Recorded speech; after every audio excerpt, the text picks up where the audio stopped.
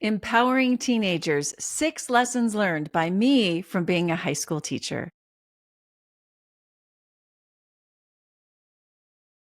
Hi, everyone. It's Natalie. Welcome to today's podcast. Thank you so much for tuning in. I have a special episode lined up for you today, inspired by the very valuable lessons I have learned from my time as a mom and my time as a teacher in the high school classroom.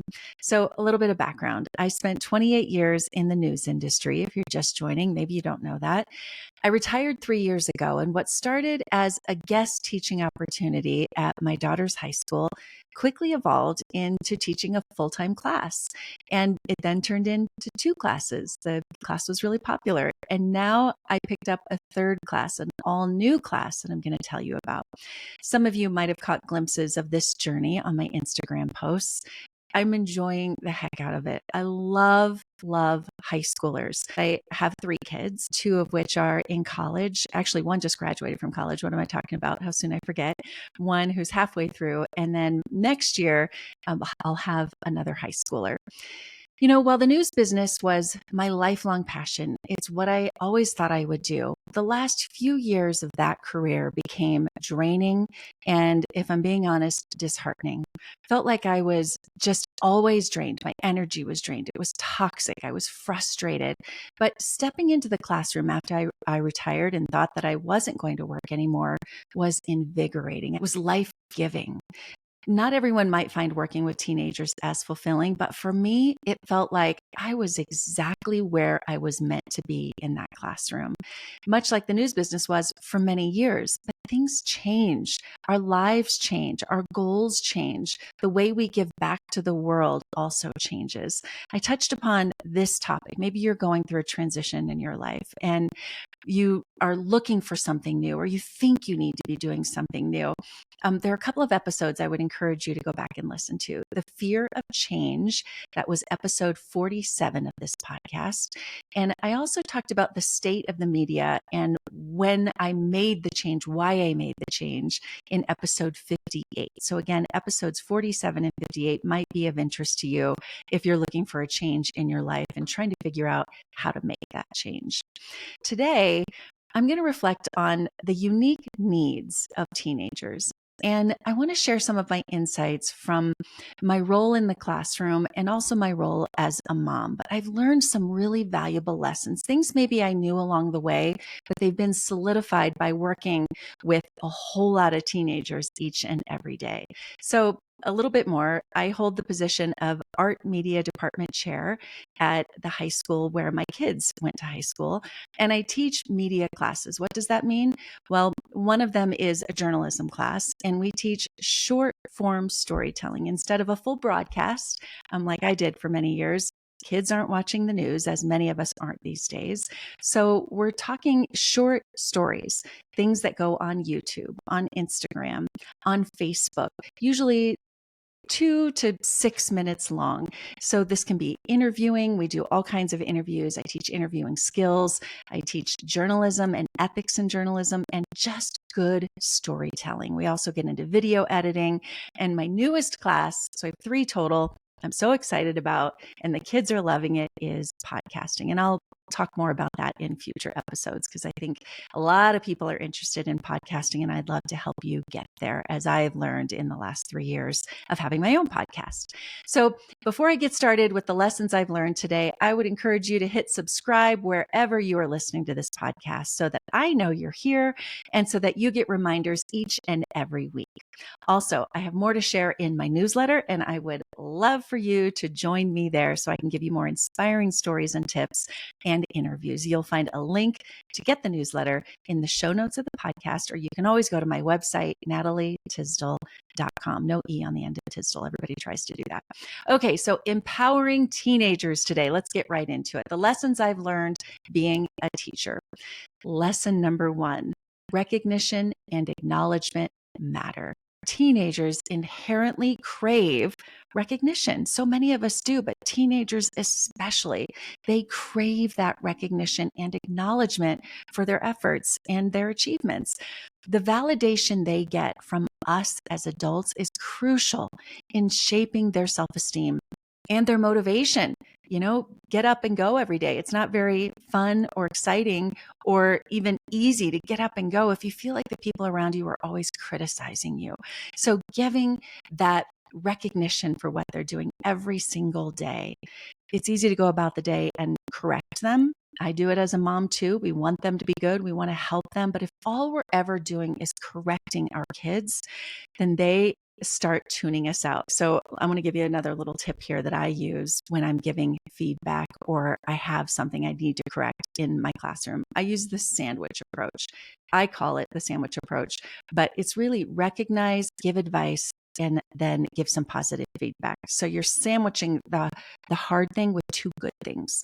So recognize, it might look like, I love the story topic you chose. My suggestion would be to have more energy when you're delivering that story. And don't be afraid to smile. Great job staying on task. So I gave the story that I liked, the little bit of corrective information, and then I gave another positive thing at the end. You can use this with your kids all day and all night. Anytime you need them to do something, start with something positive or they're just going to tune you out. So the sandwich approach, remember that. Acknowledge them and see the goodness in them. It goes a long way.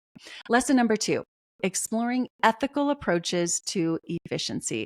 Let's delve into the realm of AI, okay, and technology, because kids are embracing it just as many adults have. I've initiated discussions with my kids in my classroom as promoting ethical journalism and standing for what's right and using AI, but not using it to do work for them. Instead, using it to give them ideas. Maybe it's they need story ideas. Ask AI, what stories are teenagers looking for today?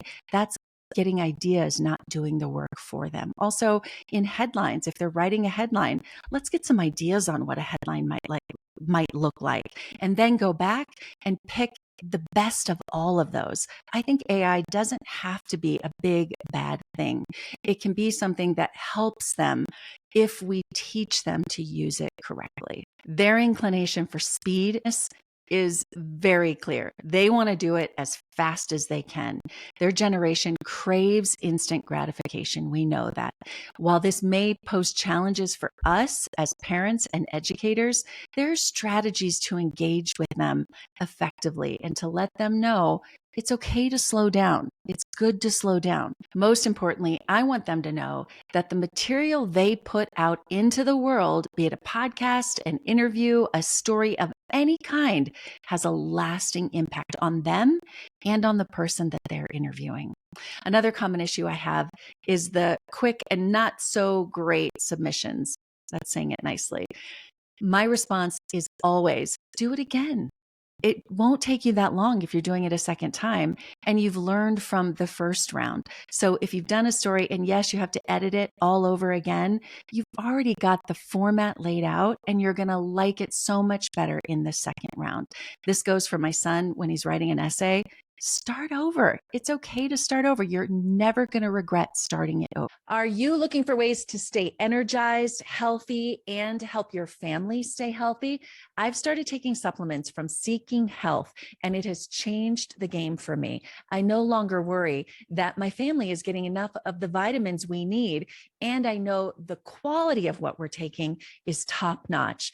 I take an immunity support supplement, magnesium, and several others, including electrolytes to stay hydrated.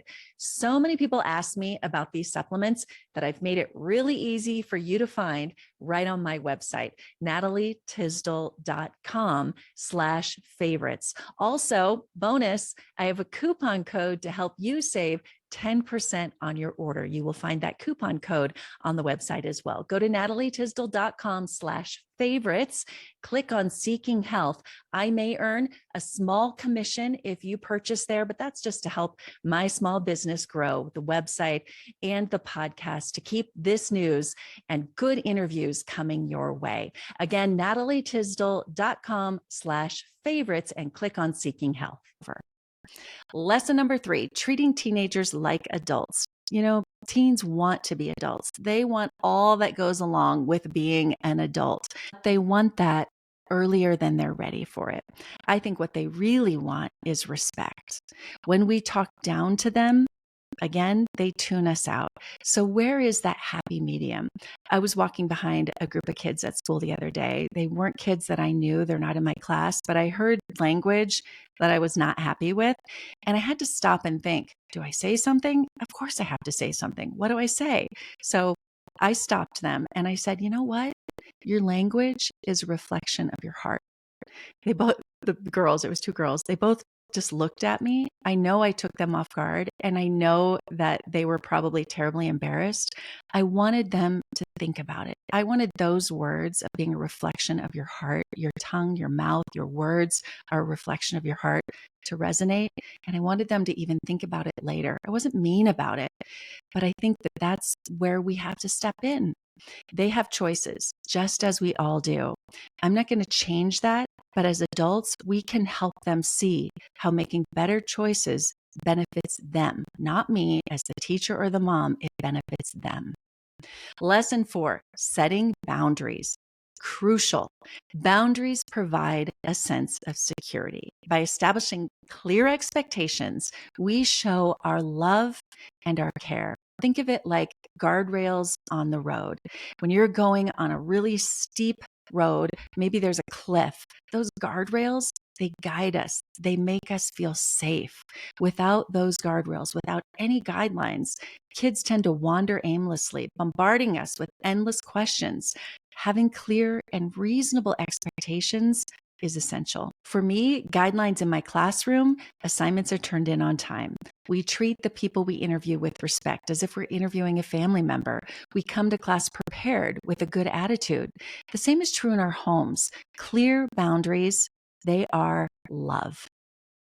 Another lesson I've learned as a teacher, distractions are so real. Oh my, kids are so distracted, primarily by technology. I've talked about it so many times in different episodes of this podcast. So how do we rein this in?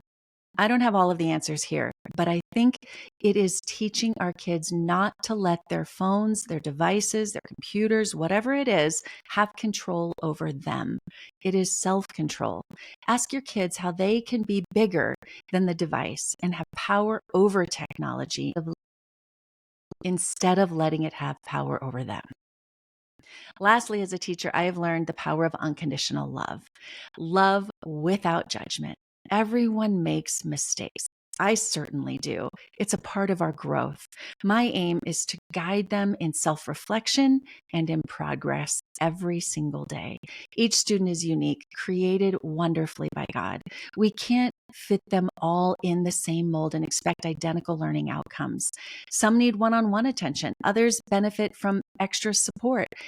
Understanding them individually, asking questions, providing the right support is key to their development. So wrapping up today, here are my 6 lessons learned from being a teacher and mom.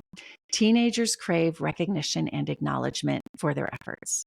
Guide teens to ethical approaches to everything they do, but especially to efficiency because they want that immediate gratification. Treat your teenagers with respect, finding the balance between respecting their autonomy and providing guidance. Boundaries are love. Help them deal with distractions. And then lastly, give unconditional love every single day. I hope by applying these lessons, you can effectively empower the teenager in your life to navigate the complexities of life. I know it's not easy, but if we lean on each other, we continue to learn, we will be better parents and better teachers. That's all for today. Thanks so much for listening. Talk to you next week.